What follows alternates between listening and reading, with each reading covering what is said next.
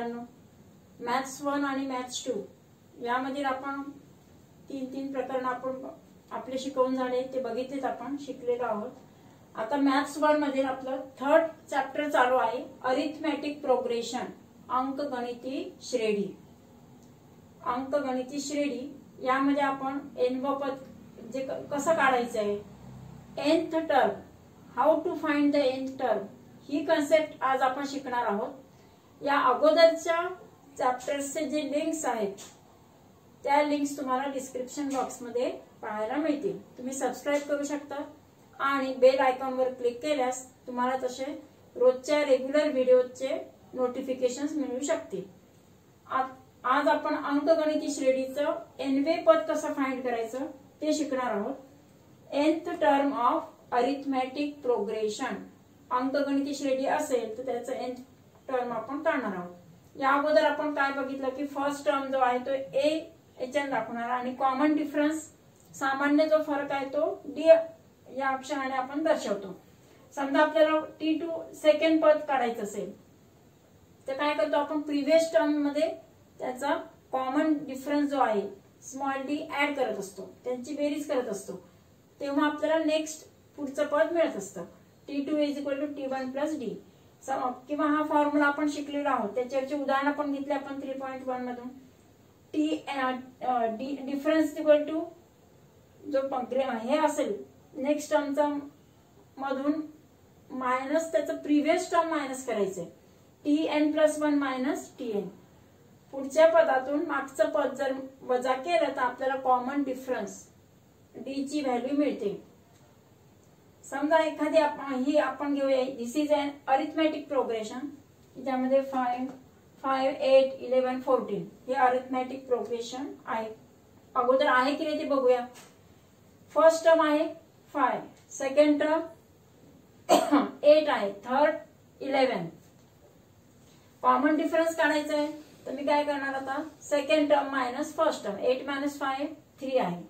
पुढचं third term मधून second minus केलं, 11 - 8 किती मिळाला, 3.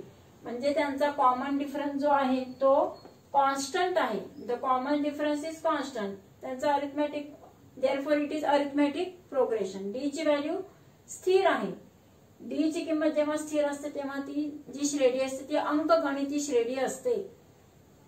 Here D is constant, that is 3. त्यांचा common difference 3 and therefore it is arithmetic progression. Second term काढायचं असेल तर आपण काय करणार, फर्स्ट टर्म मध्ये कॉमन डिफरन्स ऍड करणार. फर्स्ट टर्म आहे आपला 5, 5 + 3 8. थर्ड टर्म काढायचं असेल तर सेकंड टर्म मध्ये पुन्हा कॉमन डिफरन्स म्हणजे 3 आपण मिळवणार.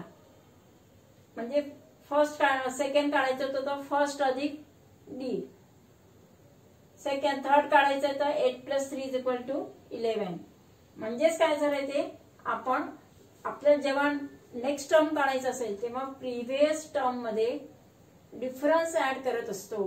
अगोदरच्या पदामध्ये जो सामान्य फरक आहे तो मिळवत गेलं तर आपल्याला नेक्स्ट पद मिळत असतं.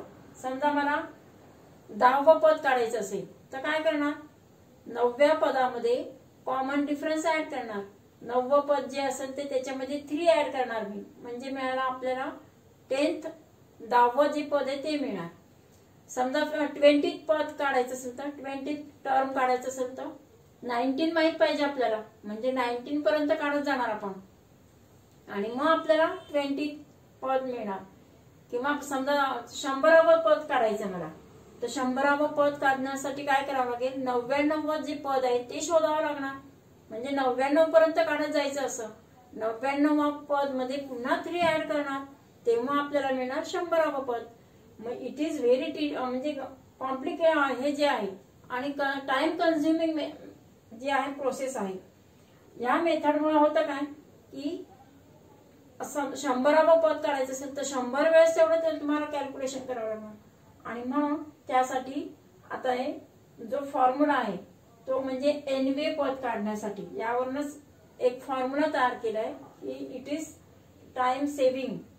याच्यामध्ये जर असं ह्या प्रोसेसने करत गेलं तर काय होणार, खूप वेळ लागणार आपण काढू शकतो. आणि म्हणून मग त्यासाठी nव पद कसं काढायचं त्यासाठी हा फॉर्म्युला तयार केलाय.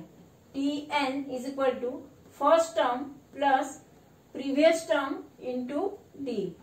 n-1 into D. This is previous term n-1. समजा इथे 50वे पद मला काढायचंय तर 50व्याच्या अगोदर 50-1 किती झाले 49. 49 गुणिले हा कॉमन डिफरन्स आणि ए म्हणजे काय पहिलं पद first term. nth term is equal to first term plus previous term into common difference. पहिलं आपल्याला n पद जर काढायचं असेल तर फर्स्ट म्हणजे पहिले पद अधिक त्याच्या अगोदरच्या पदांचा जी काही असणार अगोदर पद आणि कॉमन डिफरन्स डी चा गुणाकार. हे जेव्हा आपण तयार करू तेव्हा आपल्याला nth टर्म मिळणार. मग अशा पद्धतीने जर मला आता सांगितलं की 100वा टर्म काढा तर आपण इझिली आपण 100th टर्म काढू शकतो by using this nth term formula. To find nth term formula of any type of AP we use this formula.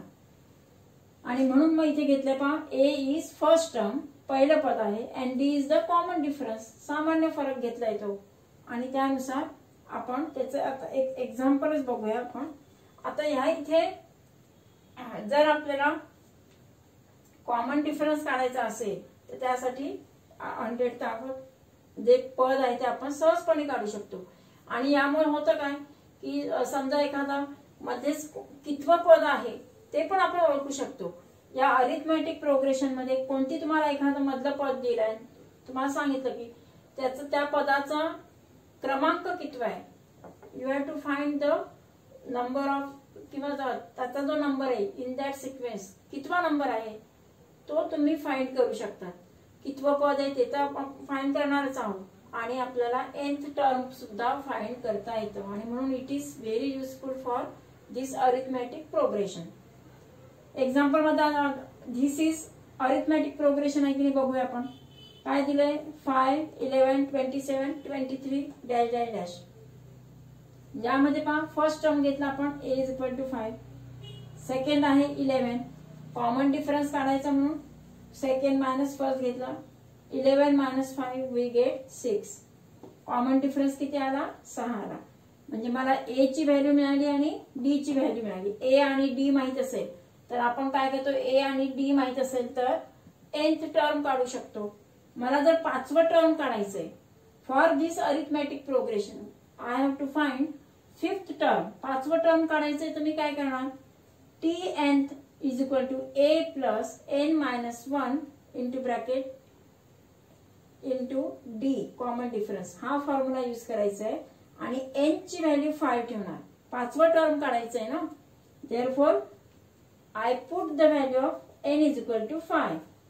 t5 is equal to a ची जे आता इथे आपण 5वं टर्म घेणार होतो आणि a ची पण व्हॅल्यू 5च आहे. a is equal to 5 plus 5 minus 1 into 6 आपण ते घेतलंय. 5 वजा 1 केला तर किती आले 4. 4 गुणिले 6 म्हणजेच t5th काढण्यासाठी 5 प्लस 6 चौक 24 5 प्लस 24 वी गेट 29. म्हणजे जे t5th पद आहे 5वं पद ते किती आलंय 29. त्यासाठी काय केलं आपण n ची व्हॅल्यू 5 घेतली. समजा मला 85th टर्म काढायचंय या सिक्वेन्स मध्ये. Now we by using this formula आपण 1000व 100व कोणतेही पद we can find any term of this sequence किंवा of this arithmetic progression. Now समजा मला 85th टर्म शोधायचंय मग आता n ची व्हॅल्यू काय पुट अप करणार मी. therefore put n is equal to 85. ती इथे ठेवली. n is equal to 85 is equal to 5 plus first term 5 आहे आपलं. n ची value 85 minus 1 into common difference किती होता आपला कॉमन डिफरन्स 6 होता. मग तिथे 6 ची व्हॅल्यू पुट अप केली. 5 प्लस 85 मायनस 1 वी गेट 84. 85 वजा 1 म्हणजे 84. 84 गुणिले 6 by multiplying we get 504. 5 plus 504 we get 509. 509 85व पद किती आलं 509. In this way you can find any term of the arithmetic progression. अशा पद्धतीने आपण किती पण मोठा टर्म असेल तो काढू शकतो. तर यावर आधारित म्हणजे हा फॉर्म्युला महत्वाचा आहे. याच्यावर आधारित आपण पुढची उदाहरणं बघूया. प्रॅक्टिस सेट 3.2 यामध्ये फर्स्ट क्वेश्चन तो बघूया आपण. 10th टर्मचा फॉर्म्युला पाहिला, त्यावर आधारित आता पुढचे आता n टर्म काढायच्या अगोदर फिल इन द बॉक्सेसच्या फॉर्म मध्ये कसं आपण एपी मध्ये टर्म्स लिहायचे त्यासाठी तुम्हाला प्रॅक्टिस सेट 3.2 मध्ये फर्स्ट क्वेश्चन दिलेला आहे. Write the correct number of the given arithmetic progression. दिलेली जी तुमची अंकगणिती श्रेणी आहे त्यामध्ये जे फिल इन द बॉक्सेस आहेत ते जे बॉक्सेस आहेत ते व्यवस्थित T1 T2 यांचे व्हॅल्यू काढून आपल्याला फिलअप करायचे आहे, ते भरायचे आहे. त्यामध्ये फर्स्ट जो क्वेश्चन आहे त्याच्यातला फर्स्ट पहा. एक अरिथमॅटिक प्रोग्रेशन दिलेला आहे एपी 1, 8, 15, 22. 4 टर्म्स आहेत. फर्स्ट, सेकंड, थर्ड आणि फोर्थ. फर्स्ट साठी आपण ए घेणार T1. ए म्हणजे T1 घेत असतो आपण. आता इथे फर्स्ट टर्म आहे ए. ए म्हणजे आपलं first term A that is T1 is equal to A. Second term काय आहे 8 आहे म्हणजे T2. Second term T2 is 8. Third term is 15. First, second, third. यामध्ये T2 मायनस T1 आता आपल्याला दिलेले आहे त्या पद्धतीने आपण करणार. T2 minus T1. आता इथे T2 आहे 8 आहे मायनस T1 म्हणजेच 1 घेणार आपण. इथे लिहिलेल्या व्हॅल्यू जरी पुटअप केला तरी होणार किंवा इथे फॉर्म्युलानुसार second term minus first term. Second term आहे T2 ची व्हॅल्यू आहे 8. 8 मायनस 1. फर्स्ट टर्म 1 आहे. 8 मायनस 1 वी गेट 7. आपल्याला थर्ड अंकी डिफरन्स काढायचा त्याच्यातलं. मग पुढचं घेणार third term minus second term T3 minus T2. T3 आहे आपलं 15. 15 मायनस 8. 15 मायनस 8 राहिले 7. अँड देअरफॉर म्हणजे 2 वेळेस तरी आपण त्यांचा डिफरन्स जर घेतला तर तो कॉमन डिफरन्स डी ची व्हॅल्यू 7 आली. Therefore D is equal to 7. म्हणजेच दिलेल्या अरिथमॅटिक प्रोग्रेस म्हणजे आहे की नाही त्यासाठी आपल्याला आधी डी काढणं गरजेचं आहे. कॉमन डिफरन्स डी सामान्य जो फरक आहे स्मॉल डी तो आपण काढत असतो. सेकंड उदाहरण तसं तुम्ही करून बघा. आपण थर्ड एक्झाम्पल बघू त्याच्यातलं. या अरिथमॅटिक प्रोग्रेशन मध्ये -3, -8, -13, -18 सगळे निगेटिव्ह नंबर्स दिलेले आहेत. लिहिताना पण आपण first term second term with the sign सोबत लिहिणार आहोत. T1 फर्स्ट टर्म आहे -3. Second term -8. थर्ड टर्म -13 आणि फोर्थ आहे -18. ते त्यानुसार बघायचं आणि ते लिहिणार. T1 -3 आहे. T2 आहे -8. थर्ड टर्म आहे आपलं -13 आणि फोर्थ इज -18. आता जर मला कॉमन डिफरन्स काढायचा असेल तर T2 मायनस T1. T2 आहे -8. आता हे सॉल्व करताना T2 -8. T1 आहे -3. आता इथे पहा मायनस इंटू मायनस ते प्लस होणार म्हणजे -8 + 3 वी गेट. आणि आता वजाबाकी होणार. 8 - 3 म्हणजे किती झाले 5 आणि ग्रेटरचं साइन आलं minus. Therefore this box is -5. म्हणजे हा जो आहे तो अशा वेळेस तोंडी सोडवायचं नाही. तिथल्या तिथे ती व्हॅल्यू पुटअप करायचं सोडवायचे.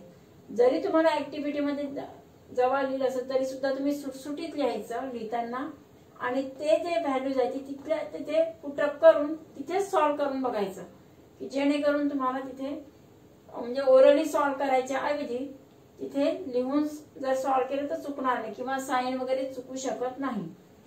आता पुढचा डिफरन्स काढण्यासाठी T3 मायनस T2. T3 आहे -13. बघा T3 आहे -13 आणि T2 आहे -8. -13 - -8 मायनस इंटू मायनस प्लस किती झाले 13 प्लस 8 म्हणजे हे मायनस साइन घेतलं आपण -13 प्लस 8 वी गेट किती 8 आणि 5 म्हणजे याच्यातून वजा केलं तर -5 इथे पण -5 आलं पहिला प्रथम डी ची व्हॅल्यू -5 नंतर पण काढलं तर डी ची value -5 therefore common difference D is equal to -5 म्हणजे जेव्हा साइन असेल तेव्हा साइन सहित बरोबर त्यांचं ऍडिशन सबट्रॅक्शन ते करायचं आहे आणि त्यासाठी आपण आणखी हे पुढचं उदाहरण बघूया या अरिथमॅटिक प्रोग्रेशन मध्ये 70 60 50 40 हे टर्म्स दिलेले आहेत त्यामध्ये फर्स्ट टर्म येणार बघा आता इथे काय चढत्या क्रमाने नाही की उतरत्या क्रमाने it is in the decreasing order असली तरी सुद्धा आपण जे टर्म आहे तेच लिहिणार की नाही तर मग फर्स्ट टर्म 40 लिहिणार नाही अरिथमॅटिक प्रोग्रेशन मध्ये जसे आहे तसेच त्याच फॉर्म मध्ये घेणार देअरफॉर आता इथे here T1 is 70 T2 is 60 आणि T3 50 therefore A is our first term that is T1 is equal to 70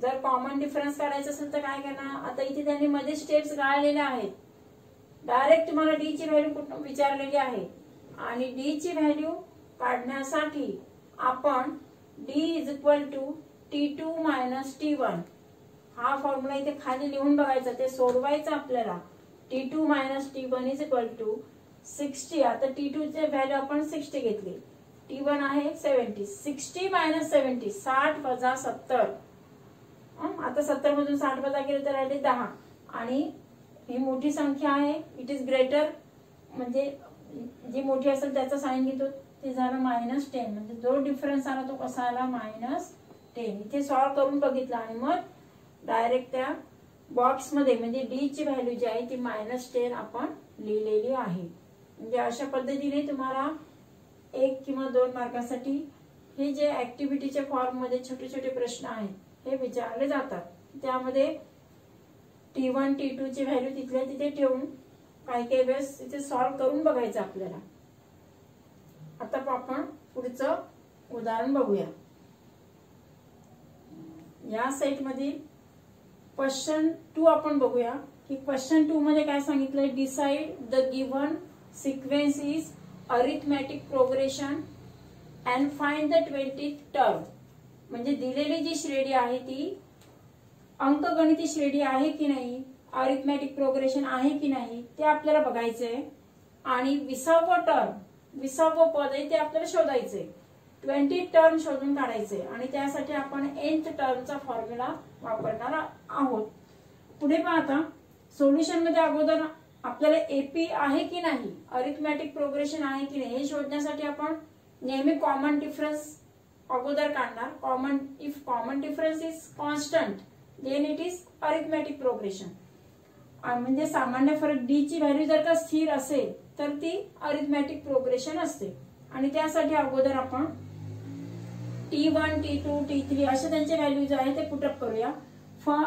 यामध्ये फर्स्ट टर्म जे आहे ए म्हणजेच T1 A is equal to T1 is equal to -12 our first term of this sequence is -12 first term हे second तिसरं चौथं पाचवं 6 7 एवढे terms दिलेले आहेत यापैकी आपण कमीत कमी 2 वेळेस तरी त्याचा कॉमन डिफरन्स सारखा येतो की नाही ते बघायचं आपल्याला आणि त्यानुसार करणार T2 ची व्हॅल्यू आहे -5 T3 आहे 2 आणि T4 घेतला आपण 9 आता कॉमन डिफरन्स काढण्यासाठी T2 - T1 D is equal to T2 - T1 T2 ची व्हॅल्यू आहे -5 -12 कारण T1 आहे -12 मायनस इंटू मायनस प्लस -5 + 12 किती मिळाली आपल्याला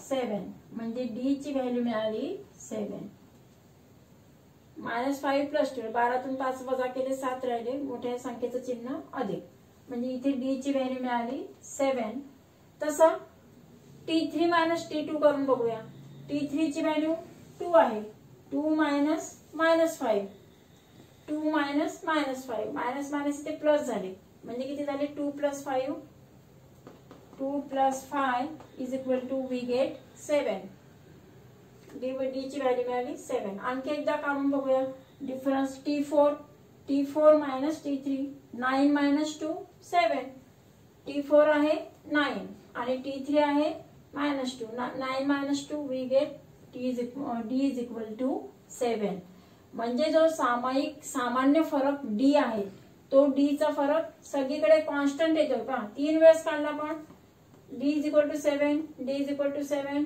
D is equal to 7 it is constant तो स्थिर आहे The common difference D is equal to 7 is constant still and therefore the given progression is arithmetic progression.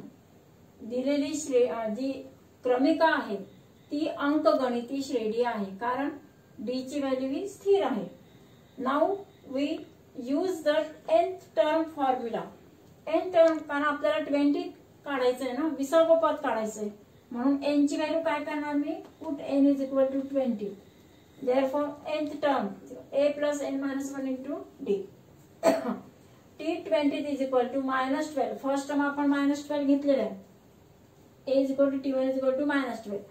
a ची value -12 plus n minus 1 20वे पद काढायचं म्हणून मग 20 - 1 20 - 1 किती झाले 19 आणि इंटू कॉमन डिफरन्स काढलेलाच आपण 7 कॉमन डिफरन्स घेतला 7 म्हणजे -12 प्लस 19 आता किती 133 -12 - 133 वी गेट 121 म्हणजे 20वे जे पद आहे ते आपल्याला 121 मिळालेलं आहे. We get the 20th term is 121. म्हणजे अशा पद्धतीने तुम्हाला ह्या क्वेश्चन मध्ये अरिथमेटिक प्रोग्रेशन आहे की नाही ते शोधण्यासाठी डी कॉन्स्टंट आहे का ते बघायचंय. If it is constant then it is AP आणि एपी शोधल्यानंतर मग तुम्हाला जे टर्म विचारलं असेल ते तुम्ही त्या पद्धतीने काढू शकता. पुढच्या भागामध्ये आपण पुढचे उदाहरण घेऊया. थँक्यू.